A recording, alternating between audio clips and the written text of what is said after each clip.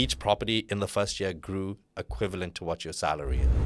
Growing drugs in that the tenants have used this place as a I think it was like a weed farm or something like that. What are the first few steps to get into property investing? Step number one, just hit me up, yo. Yeah. That's the Love the easiest plug. first step. It's nice to sit with you again. Good to be back, Shahid. I feel like we're always talking over the phone, I know. but good to see you in person after a while. Absolutely. Mostly WhatsApp. So since we last spoke, I started this Instagram page talking about money, sharing insights from my journey, mostly around stocks and ETF at this stage. But, as I spoke about in my previous podcast, I obviously do property investing as well. And you're my property guy. So I thought we'd do this and get some answers on how to do property best as doctors and why, essentially. Yeah, no, for sure. You're one of, I'd say, like, as a doctor in relation to where they're at in their career, I'd say you're our most successful doctor client. We do have some doctors with bigger portfolios, but they're already consultants, in their mid 40s, maybe even late 40s, close 50 plus, right? Whereas yourself, 32, massive portfolio, 7 properties, not even a consultant yet. The dominoes haven't even started falling, right? So if anyone has a right or if anyone has a right to start a finance page as a doctor, I feel like you're killing it, and I'm sure you'll be dropping really good advice for all the doctors out there. I'll make sure my clients follow you for sure. Absolutely. Kind, man. That's very, very kind. But, that's one of the reasons why I got started, because I felt everyone just said, don't think about money while you're a junior doctor, just, study. And, that's what we've done all our lives, just study and wait to become a consultant and not think about money and the things we should do. And that's one of the reasons I kind of started talking about it on why it's so important to get into the game early, get those good habits, get those, right people in place. And as such, I've, met you, and you've kind of helped me build a portfolio along with everything else that I'm doing for MoneyWise. So I really wanted this opportunity to ask you some very, specific questions I had, or burning questions I would have had when I started. Yeah. So we'll kick off with that. So, just starting off with the basics, why as a doctor do you think someone should get started in property investing? Oh, yeah, for sure. Oh, look, there's 101 reasons I could give you, right? But let me keep it at 3. So 3 reasons three reasons I'd say every doctor should invest in property. Number 1 is leverage, right? When you're investing in property, you're using what we call leverage, right? You have a deposit, 50K, 100K, whatever, and you buy a property that's worth 500K, 800K using that deposit, right? Now, your average person, they go in with a 20% deposit and they leverage at 5x, right? So any returns that they make on the cash, it's 5 times the amount. Whereas doctors, you can go in with a 5% deposit, no LMI, which allows you to leverage at 20x. Absolutely insane, right? Banks love you. It's super useful, right? So leverage as a phenomenon itself is really powerful. Doctors being able to leverage at 20x, insane, right? Number 2 is there's so many tax advantages that come with property investing, right? Negative gearing as a very basic one, and depreciation. When you buy an investment property, right, especially in the current environment that we're at, where the yields are for a lot of investment properties, is it's most likely going to be negatively geared. Let's say it's costing you 10K per year, right? Majority of that 10K is money that would have gone to the government. So you're buying an asset that's going to make you 100K every year. It's costing you 10K to hold, but that 10K to hold, around 6 or 7K of that is money you would have paid in taxes. So why wouldn't you rather just pay that to an investment property? And then the third one is the power of using your equity, right? When it comes to other assets, to get more, you need more cash. Whereas when it comes to property, you buy one. Once the value of that grows, you use equity to buy the next one, and equity to buy the next one. I mean, you're a perfect example, right? You have 7. From what I remember, you only used cash deposits for 2 or 1. I can't remember, like 1 or 2, right? So the other 5 came off of the domino effect of the equity in the others. Now you let that roll, right? 7 properties is going to become 12. 12 is going to become 15. And the goal is not just to buy an infinite amount of properties, right? The goal is to eventually hit a cash flow goal. Now, the faster you can build that base, the faster you can hit that. But I'd say those are the 3 reasons. If I had another hour or two, I'd probably give you another 50, but let's keep it at that. Yeah, sounds like a no-brainer to get started with property investing as well. Like any investments, obviously there are risks. There's lots of doctors I know who are very conservative, including myself. Often find it very hard convincing other doctors, even my partner, to often take those risks and do things out of the box. It's maybe a tough question, but what are some things that you can say to reassure doctors on property in Australia is the right thing to invest in? Yeah, so I think there are always risks, right? With any investment you go into. If you want something no risk, put your money in an offset account on your own home. That is like pretty much 0 risk, right? But with risk comes reward. Now, the key is risk mitigation, right? Now, there's various types of risks that come with property, and there's various ways to de-risk the risks, right? Or risk mitigate. So one of the risks, I'd say the biggest risk is the location risk. You buy in the wrong location, the amount of money you're losing versus buying in the right location is huge, right? Like I think for you, one of the first investments you bought, right? You bought it in a location that is now really good, Bendigo, but when you bought it at the time, it was pretty flat, right? And 1-2 years, hardly anything happened. And then your others, you bought it in locations that literally in the first year, 150K, grew more almost. Each property in the first year grew equivalent to what your salary is, right? I think the last one we did for you was it was 80K up in like the first 3 months. More like we got like a discount on it, right? But you can risk mitigate that by ensuring you analyze things properly, having a thorough data analysis process, having a thorough fundamentals analysis, on the ground analysis. Honestly, ideally you just use professionals and they do that analysis for you, but that's how you risk mitigate that. So that's the area risk. Number 2 is the cash flow risk, right? So cash flow risk, it's the risk of you over leveraging and then you coming to a point where you're like, I can't even manage this cash flow anymore, and you have to sell assets under duress, right? Now, the way to manage this risk, it's actually very simple. Just make sure you run the numbers and understand your cash flow position, or you have someone do that for you. I mean, you're a perfect example. We were thinking, should we get our next one? We have the equity. We have everything is ready, right? That the bullet is in the chamber. We can pull it. But we looked at the cash flow and you were like, Arshad, look, it's going to be a bit too tight. Let's wait. I'm going to be a consultant in a year and a half too. You can stack it. Once that happens, cash flow becomes a lot easier. So cash flow risk, run the numbers, make sure you have a good cash flow buffer before you keep stacking on more.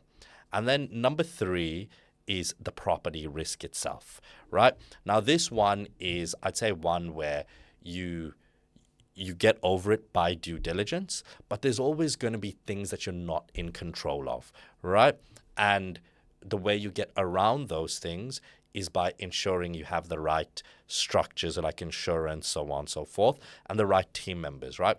So I have a really good example. Bought a property for a client, really good growth location, elite deal, everything stacked up, right? Up 150K in the first 8 months. But at the 8-month mark, he calls me, right? And he's like, Arshad, they've been growing drugs in that the tenants have used this place as a I think it was like a weed farm or something like that, right?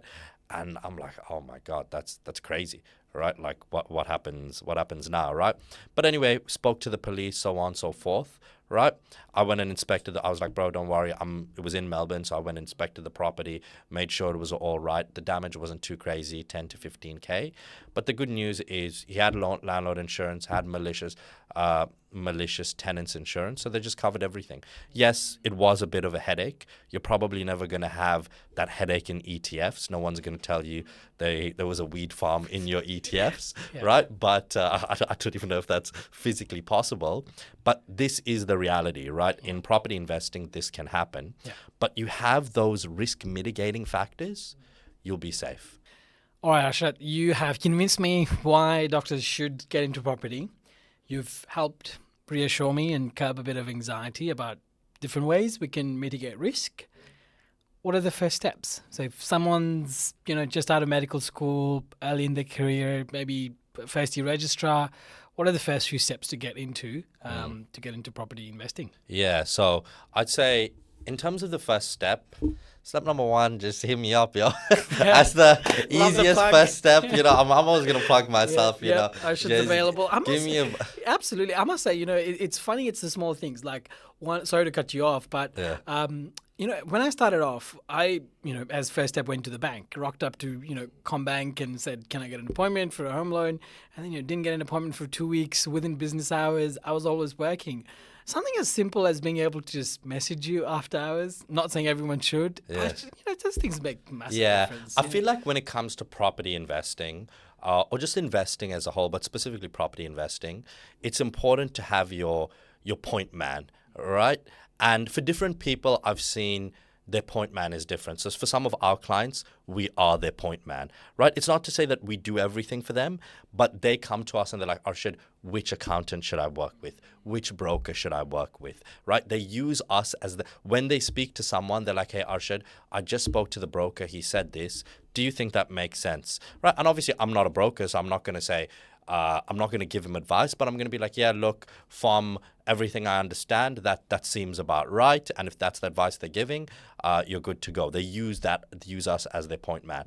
Other people, they use accountants as their point man, a broker as their point man or point internet woman or or Reddit. whatever. Yeah. But I think it's important to have that point person, Absolutely. right? When you have that point person, they can, especially someone you trust, someone you feel comfortable with, right? They can kind of be your central person, especially for doctors, right? Like every doctor that I work with, we're not buying one property. We're building a portfolio, right? I sit down with them. We sit down with their whole team. And I'm like, okay, we have 2 goals for you. Goal number 1 is we're going to make sure you own your dream home debt-free, right? And for doctors, their dream home is anywhere from 2 to 10 million, right? A doctor's dream home is not going to be 800K, right? They're going to be living in bigger, nicer homes in more expensive suburbs.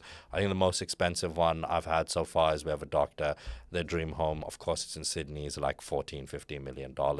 Their parents live in like a super expensive suburb and they want to be on the same street as their parents. Obviously out of the norm, but number 1 is pay off their debt, make sure they own their own home debt free. Number two is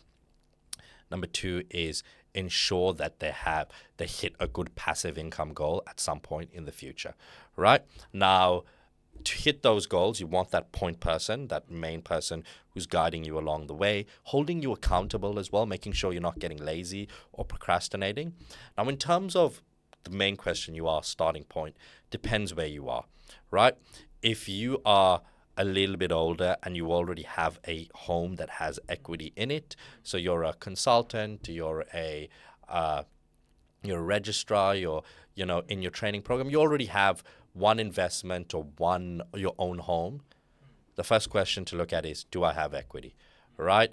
Sit down with a broker. We can connect you with a broker. We have brokers that specialize in working with doctors. Their whole brand is built around working with doctors. They have more than 1,000 consultants on their books, right?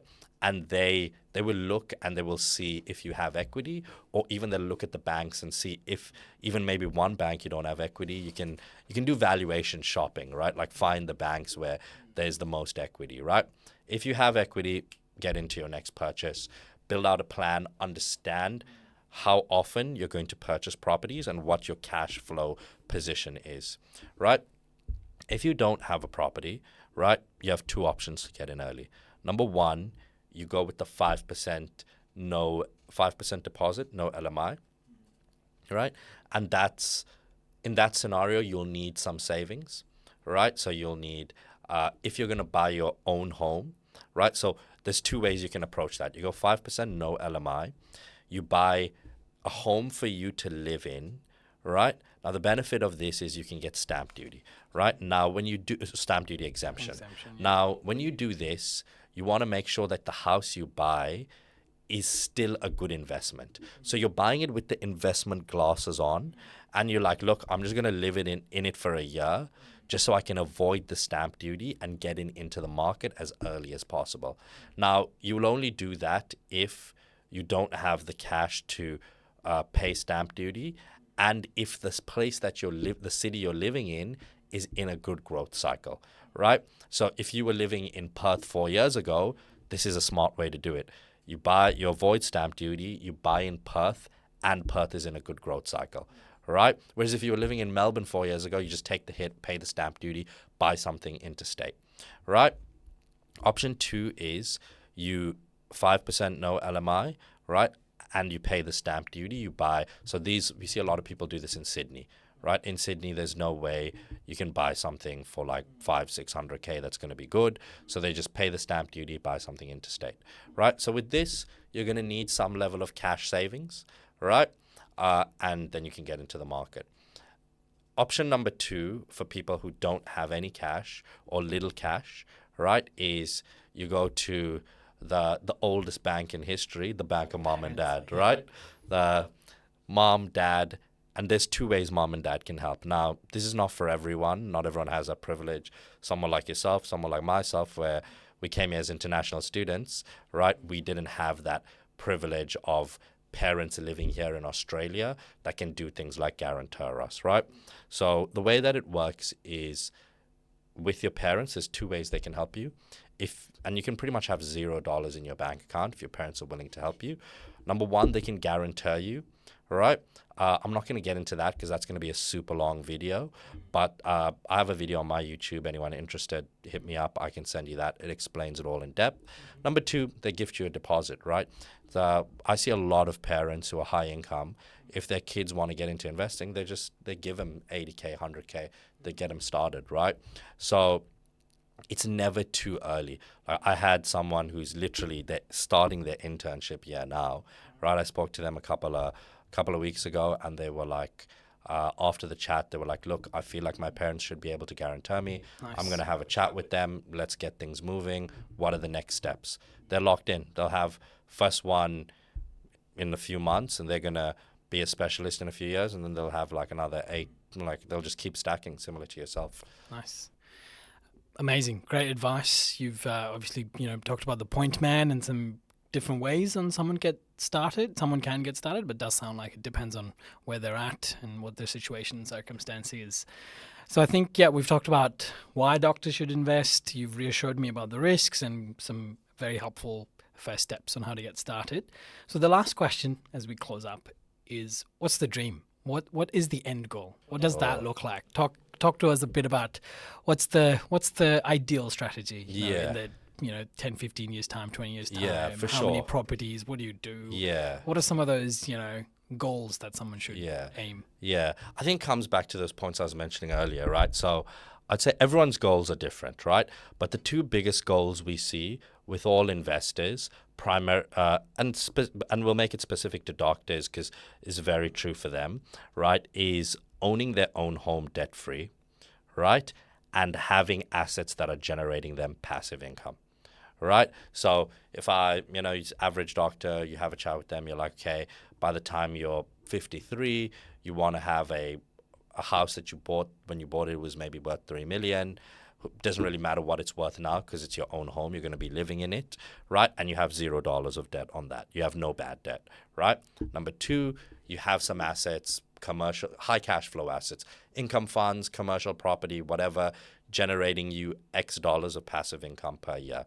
Now, X is going to be very dependent on how long you invest for and what your investment style is. Could be 50K, could be 500K, right? For a lot of doctors, I think a passive income in the multi 6 figures, 200-300K, if they start early and then they pivot later on or transition later on, I think it's very doable, but it really is dependent, right? So those are the 2 big goals. The way you get there is early on, focus on building capital. This is the most important thing I'll say, right?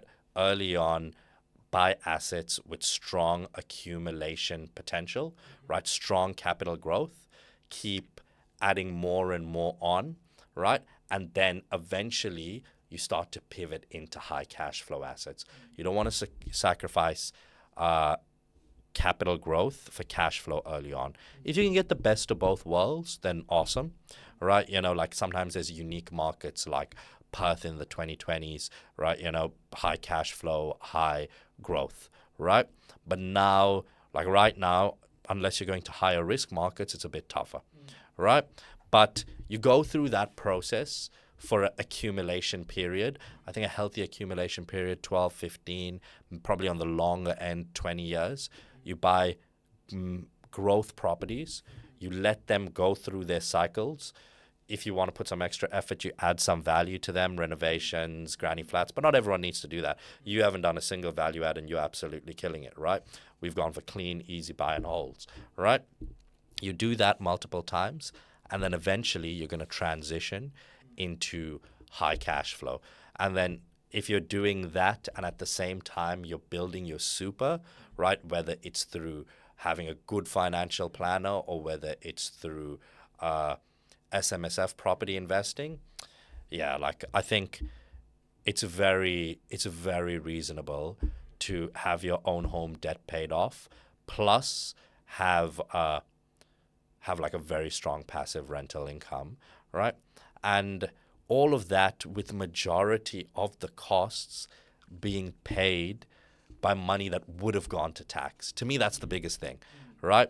Like you have a client has 10 properties. 10 properties is a lot. Let's say each of them are quite negative 15K per year, right? So that's a negative 150K. So a lot of people be like, oh my God, it's a lot of money, right? But you guys are in the highest tax bracket. You're getting 45 cents on the dollar back. So now that becomes negative 80K per year. Then there's the depreciation you factor in, right? Let's say the average depreciation is $3,000 per property. That goes from negative 80 to negative 50. Sorry about that. That goes from negative 80 to negative 50. So now you have a portfolio of 10 properties that are each growing, let's say, 80K per year. So you're making 800K per year, and it's only costing you 50K to hold. Yeah. It's just a no-brainer, right? So Australian property system, I'd say, is a little bit broken, right? There's a lot of money you can make, but also, Controversial. Yeah. Like honestly, like it is controversial. I'd say I live in Melbourne, so I'm a little, even though I'm in the property scene, I'm a little bit more politically, I guess, center left, right? If you want to call it that, and you want housing to be accessible, right? But the Australian system makes it a little bit tough. And as an individual, you just, especially if you're younger, like everyone back in the days, like, they own their own home. They don't need to invest. They bought their first property at 100K.